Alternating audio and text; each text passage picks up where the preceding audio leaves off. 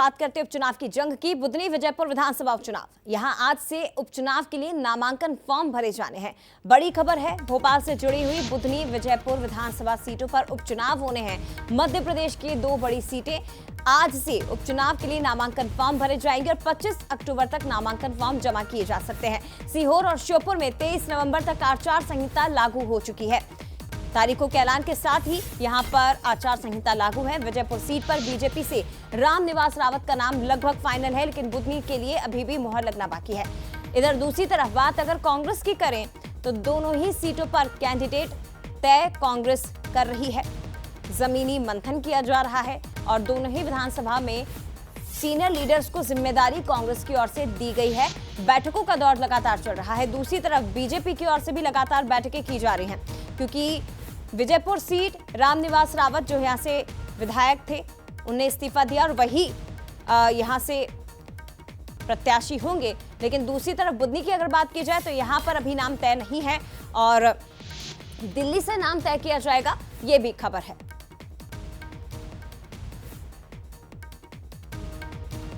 तो एमपी में उपचुनाव होना है 13 नवंबर को। बुधनी और विजयपुर सीट, यहां वोटिंग होगी। 23 नवंबर को नतीजे आएंगे। बुधनी में उपचुनाव क्यों हो रहा है, ये भी आपको बता देते हैं। बुधनी से दरअसल शिवराज सिंह चौहान विधायक थे। उन्होंने यहां से चुनाव जीता था, लेकिन लोकसभा चुनाव भी वो लड़े, सांसद बने। उसके बाद विधायक पद से उन्होंने इस्तीफा दे दिया और उसके बाद बुधनी सीट खाली हो गई है। अब यहां से कौन होगा प्रत्याशी, वो अभी सस्पेंस है, उस पर सभी की नजर टिकी है। विजयपुर की अगर बात करें तो विजयपुर को भी देख लीजिए, यहां उपचुनाव क्यों हो रहा है। कांग्रेस से दरअसल रामनिवास रावत 2023 में चुनाव जीते थे, लेकिन बाद में वो बीजेपी में शामिल हो गए। उन्होंने विधायक पद से इस्तीफा दिया और ये सीट रिक्त हो गई, इसीलिए यहां पर उपचुनाव हो रहे हैं। तो मध्य प्रदेश की दोनों सीटें हैं, बुधनी और विजयपुर। विजयपुर से तो रामनिवास रावत ही तय हैं, लेकिन बुधनी से आखिर कौन होगा। बीजेपी से और कांग्रेस के लिए इन दोनों सीटों पर प्रत्याशी उतारने होंगे, ऐसे जिताऊ प्रत्याशी जो चुनौती दे सके बीजेपी के प्रत्याशियों को। लेकिन खबरें कांग्रेस से निकल कर ये आ रही है कि इस बार इन दोनों सीटों पर कांग्रेस किसी आदिवासी चेहरे को और स्थानीय चेहरे को ही मौका देगी। सीधे रुख करते हैं और ज्यादा जानकारी के लिए हमारे साथ रंजना दुबे इस वक्त लाइव जुड़ गई। रंजना, आज से नामांकन फॉर्म भरने की प्रक्रिया की भी शुरुआत हो जाएगी, तो कब तक माना जाए कि दोनों ही दलों की ओर से प्रत्याशियों के चेहरे पर जो सस्पेंस है वो साफ हो जाएगा? जय बिल्कुल, बुधनी और विजयपुर विधानसभा सीट पर उपचुनाव को लेकर जो काउंटडाउन है अब शुरू हो गया है, क्योंकि तारीखों का ऐलान हो चुका है।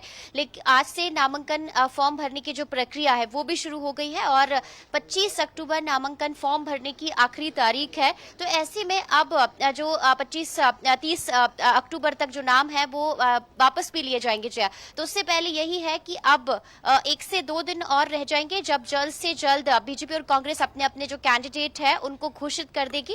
हालांकि विजयपुर सीट की अगर बात करी जाए तो यहाँ पर भारतीय जनता पार्टी की तरफ से जो अभी फिलहाल वन मंत्री हैं रामनिवास रावत, उनका नाम बिल्कुल फाइनल ही माना जा रहा है। सिर्फ और सिर्फ जो ऑफिशियली मुहर लगना बाकी है। लेकिन बुधनी सीट पर अभी दोनों ही पार्टियों की तरफ से जो सस्पेंस है प्रत्याशियों को लेकर, वो अभी बना हुआ है कि आखिर बुधनी सीट पर कौन प्रत्याशी होगा बीजेपी की तरफ से, और कांग्रेस किस तरीके से यहाँ पर प्रत्याशी उतारती है जो कि बीजेपी के कैंडिडेट से मुकाबला कर सके। और कुछ इसी तरह की रणनीति उन्हें विजयपुर सीट के लिए भी बनानी होगी। हालांकि आदिवासी चेहरे की तलाश भी विजयपुर सीट पर कांग्रेस करती हुई नजर आ रही है। अब देखना यही होगा कि भारतीय जनता पार्टी, जिसने नाम अपने पहले से तय कर ही लिए हैं, मंथन लगातार चल ही रहा है बीजेपी का, अब सिर्फ औपचारिक तौर पर जो घोषणा होनी बाकी है, तो उसमें आज या कल जो नाम है वो औपचारिक तौर पर जो बीजेपी की तरफ से घोषणा की जा सकती है। लेकिन कांग्रेस की तरफ से अभी तक जो मंथन है वो चल रहा है। देखना यही होगा कि कांग्रेस अपने प्रत्याशियों को लेकर पत्ते कब खोलती है। जया,